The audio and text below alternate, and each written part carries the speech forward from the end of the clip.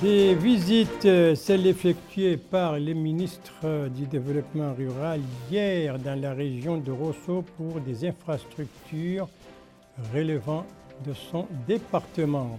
Une campagne, celle de la récolte du riz dans la région du Gorgol. Fin de cette campagne, c'est pour bientôt. Une journée, celle du don de sang, organisée aujourd'hui dans la commune d'Eriad, dans Nouakchott Sud. Voilà pour les principaux titres de votre journal. Et c'est parti, madame, mademoiselle, monsieur, bonsoir et bienvenue à votre 21h30 de ce samedi 25 janvier 2020. À 21h30 que nous commençons par la diplomatie avec ce message de félicitations adressé par le président de la République au gouverneur général d'Australie à l'occasion de la fête nationale de son pays. Dans ce message, M. Mohamed Cheikh El-Ghazouani réitère à M. David Harley sa volonté de continuer d'œuvrer pour le renforcement et le développement des relations de coopération existant entre les deux pays, et ceci dans l'intérêt de deux peuples amis.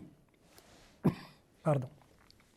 Voilà pour les diplomatiques. Maintenant, je vous propose une page du développement rural qui va nous conduire de Rosso à Bogué en passant par Kaïdi. On va commencer par la région de Rosso avec deux visites pour le ministre du Développement rural. Toutes deux, c'était hier soir, toutes deux donc dans la région du Trarza et toutes deux concernent des infrastructures relevant de son département, à savoir un marché de bétail et la station de pompage d'Inkik, tout cela dans la région de Rosso. C'est un reportage de notre envoyé spécial Lebatou Limdeh, un reportage revu et présenté en français par Melika Nakli. La ferme d'Inkik, au nord-est de la ville de Rosso, constitue pour les franges vulnérables des agriculteurs une source d'activité génératrice de revenus grâce à la production de riz que ces familles en tirent. Cette visite du ministre du Développement rural, M. Dioul Zain, à la station de pompage de la ferme relève de l'attention accordée aux franges sensibles de la population. Le ministre, en compagnie du Wali du Trarza, a rencontré les représentants des coopératives agricoles afin de se rendre compte des problèmes rencontrés par celles-ci. Elles ont notamment mis l'accent sur les pannes constatées au niveau des canaux de drainage des eaux et de l'absence d'énergie électrique alimentant la ferme, ce qui influe négativement sur le rendement. L'un des représentants de coopératives, M. Gueïgué Oulbouba, souligne que les installations d'électricité sont disponibles, mais que pour le moment, l'électricité ne nous est pas encore parvenue. Le ministre, dit-il, nous a assuré que d'ici une quinzaine de jours, ce sera le cas et qu'à ce moment-là, il n'y aura plus de problème. Les agriculteurs se préparent à organiser une campagne rizicole estivale, comme le confirme cet agriculteur, M. Hassan Mohamed, qui indique que les populations se sont organisées en ce sens, les terres ont été labourées, les semences sont disponibles. Le département du développement rural a pris les mesures nécessaires à la réussite de cette campagne et à l'augmentation de la production. Le délégué régional pour la wilaya du Trarza, M. Khatriul Atir, a mis l'accent sur les mesures prises par le ministère du Développement rural en collaboration avec le ministère des Finances et celui de l'Intérieur pour faire en sorte que les opérateurs économiques importent moins de riz, notamment du Sénégal et du Mali. Nous avions peur, dit-il, que le marché ne s'acclimate à cela. Et cela a été tout à fait le contraire. Tous demandent maintenant le riz local. La campagne estivale a couvert 36 000 hectares de riz. La nouvelle stratégie mise en place augure de perspectives prometteuses.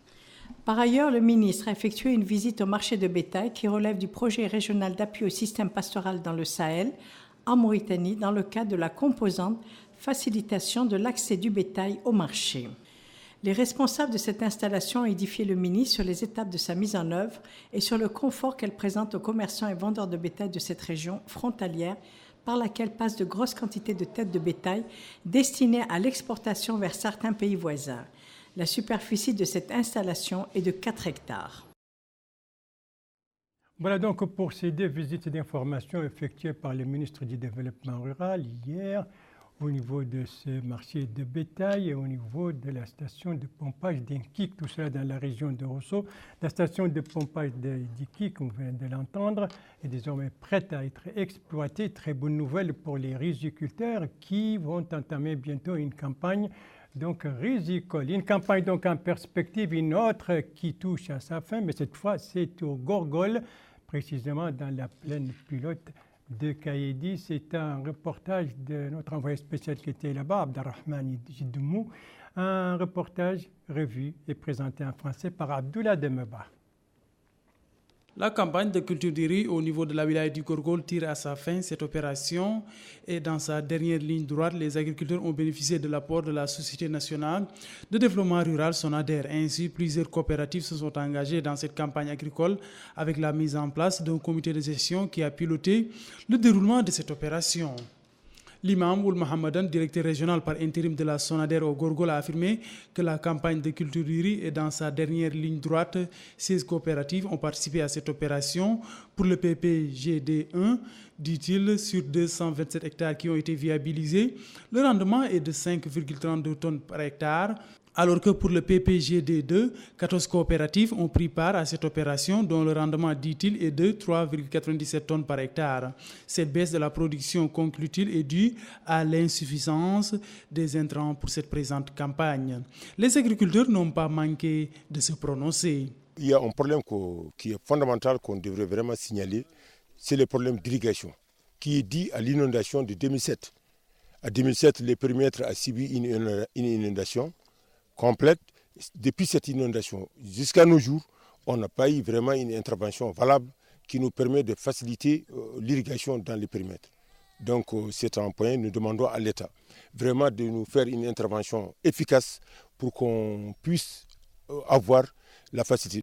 Quant à ces paysans, ils souhaitent des financements qui puissent leur permettre de mener deux campagnes chaque année. La campagne risicole, donc au niveau du Gorgol, une campagne qui touche à sa fin. Et nous restons toujours dans le domaine du développement rural, mais cette fois sur son flanc élevage pour une visite au marché de bétail de Bogué, au Brakna. C'est un marché très important, c'est le constat fait par notre envoyé spécial qui était là-bas, Aminata Mtiba, dont le compte-rendu est revu en français par Aminata Khan. Le marché à bétail de Bogué est l'un des plus importants de la wilaya du Brakna. Des centaines d'éleveurs s'y rencontrent pour vendre ou acheter des gros et petits ruminants. L'ambiance est marquée par des marchandages et des échanges d'argent, même si en cette période, le commerce tourne au ralenti. C'est ce que nous confirme cet éleveur qui a indiqué à notre micro que le marché connaît une baisse d'activité. La vente est faible, poursuit-il, mais cela ne nous empêche pas de venir tous les jours pour travailler. Même son de cloche pour cet autre éleveur qui a indiqué que la vente de bétail n'est plus aussi fructueuse, surtout en ces temps où la moitié des éleveurs préfèrent vendre leur bétail au Sénégal.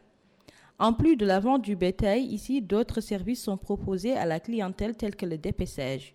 Ce jeune qui pratique ce métier a déclaré que le dépeçage dépend de la vente et qu'il arrive qu'il reste plus d'une semaine sans travailler. Comme tous les marchés de bétail des wilayas de l'intérieur du pays, le marché de bétail de la wilaya du Brakna connaît une effervescence pendant les fêtes telles que la Tabaski ou la fête de Korité. Voilà donc pour cette visite au marché de bétail de Bogué, qui est l'un des plus importants, donc on vient de l'entendre, de la wilaya du Brakna. Aminata Khan, vous restez avec nous. Cette fois, on retourne à Nouakchott, particulièrement à Nouakchott Sud, où la commune de Riyad a vécu aujourd'hui une journée de don de sang, une journée organisée par les femmes de l'Association pour l'unité et la construction en collaboration avec la mairie, mais aussi avec le Centre national de transfusion sanguine. Aminata Khan. La Commission des femmes et des affaires sociales au sein de l'Association pour l'unité et la construction a organisé en collaboration avec la commune de Riyad et le Centre national de transfusion sanguine une journée de don de sang. L'objectif est de sensibiliser l'assistant sur l'importance du don du sang. S'exprimant à cette occasion, le maire de la commune de Riyad a indiqué que le don du sang est un acte noble qui permet de sauver des vies. D'où l'importance, dira-t-il, pour la mairie d'accompagner les jeunes conscients de cette importance et qui va aider à sauver des vies. L'un des organisateurs de la journée a indiqué à notre micro qu'ils ont passé plusieurs semaines à sensibiliser sur le terrain les populations sur l'importance du don de sang. Beaucoup prétexte des maladies et d'autres n'ont pas encore compris l'importance du don de sang. Cependant, il poursuit en indiquant que leur association va continuer à travailler pour sensibiliser le maximum de citoyens sur l'importance du don du sang. À noter que cette journée est organisée par l'Association pour l'unité et la construction en collaboration avec la mairie de Riyad et le Centre national de transfusion sanguine. Journée donc de don de sang organisée aujourd'hui à Riyad. Et on reste toujours à Nouakchott cette fois pour parler des marchés ambulants, des devises que les Nouakchottoises et Nouakchottois appellent communément Halab Tisma, traduisez ce qui traite le ciel. Et avec leurs gestes, on comprend très bien, mais Melika Nakli comprend mieux le langage gestuel. Ce geste que l'on voit à répétition tout au long des artères de la ville constitue une proposition d'échange de devises effectuée par de nombreux jeunes. Ils sont nombreux à s'adonner à cette activité, n'ayant pas de travail fixe. C'est une manière pour eux de pouvoir gagner de quoi vivre ou survivre. Ce citoyen indique que le dollar est coté à 370, l'euro à 412 et le CFA à 3100. Nous gagnons 1 à 2 ouguiyas. Nous vendons à des bureaux de change. C'est le chômage qui nous pousse à effectuer cette activité, dit-il. Cet hôte déclare que cette activité est menée par le jeune, dont certains diplômés qui n'ont pas pu trouver de travail. Ces jeunes, dit-il, mènent cette opération dans l'attente d'un travail meilleur. Certains ont concouru à des examens dans la fonction publique, mais sans succès. Il faut bien, dit-il, qu'ils s'occupent à quelque chose. En attendant mieux, les jeunes trouvent ainsi une activité qui se situe à mi-chemin entre une économie libérale et le marché noir de devises. Pour ces jeunes en panne de travail, cela leur permet de souffler un peu en vendant et en achetant les devises de manière traditionnelle, et ce, à toutes les heures de la journée. Voilà pour les marchands ambulants des devises qui attirent de plus en plus, ce marché qui attire de plus en plus de jeunes. Donc, et des jeunes qu'on voit le long des artères, des principales artères autour du grand marché, ce qu'on appelle le marché central de Nouakchott. Après les devises, la culture. La culture avec donc ces journées qui viennent d'être organisées à Nouadhibou, des journées pour les théâtres pour amateurs. Et bien, ces journées viennent de s'achever, c'était hier soir. Qui a participé à ces journées? Élément de réponse avec ce reportage de l'un de nos correspondants permanents à Nouadhibou, Elvarez Cheibani. Un reportage revient en français par Abdoulaye Demeba. 6 groupes d'artistes ont pris part à ces journées dédiées au théâtre dans la capitale économique du pays. Ainsi, 3 jours durant, les troupes de cette ville et des participants venus de Nouakchott ont montré leur aptitude et talent d'artistes face à un nombre public au niveau du centre pouvoir. Mohamed Oulbou, écrivain, a souligné que ce programme qui a été mis en place par les jeunes est très important pour le développement du théâtre à Nouadhibou. Ce participant se réjouit du déroulement pour la première fois de ces journées du théâtre à Nouadhibou où plusieurs artistes se sont produits. Cette femme dit avoir pris part à cet événement. Elle exprime sa satisfaction par rapport à cette activité et a remercié les initiateurs de cette activité. Ce participant qui dit venir de Nouakchott a pour sa part souligné que cette édition s'est très bien passée. De même, il s'est réjoui de l'organisation. En face d'un nombre public, les différents regroupements de jeunes ont montré leur savoir-faire et l'importance de cet art populaire au niveau de la capitale économique du pays. Ce jeune récipiendaire, à la fin de ce festival, a dédié son prix à tous les participants et souhaite le meilleur pour cette ville. Cet autre participant remercie les initiateurs de ce programme culturel. Il dit avoir participé à la réussite de cet événement et remercie ses amis, membres de leur troupe avec qui il a eu à collaborer, en particulier le dramaturge. Cette femme dit que c'est la première fois que Nouadhibou accueille un festival de théâtre. Elle a enfin apprécié le bon déroulement de cet événement.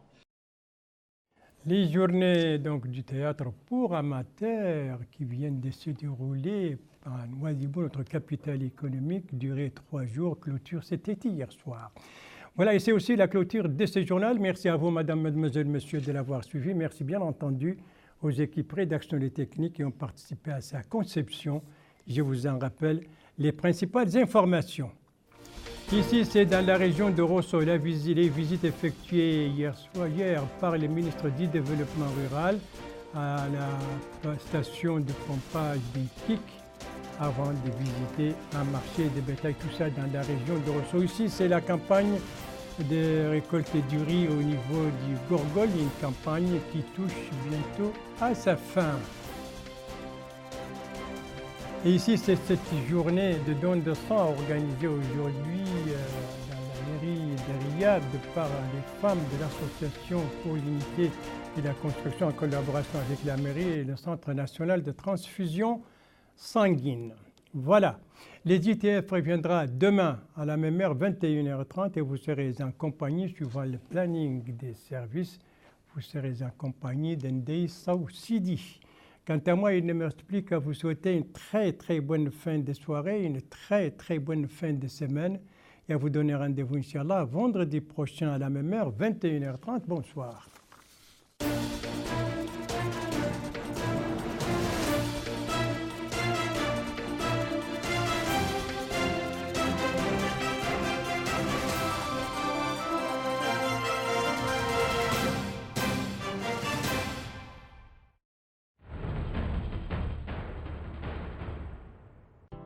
Tes compétences sont les clés de ta réussite.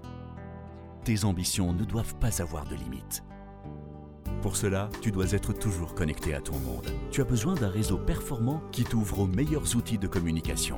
Gratiflex étoile 3. Un seul forfait pour toutes les solutions de communication. Appels nationaux, appels internationaux, Internet et SMS. Gratiflex étoile 3. Disponible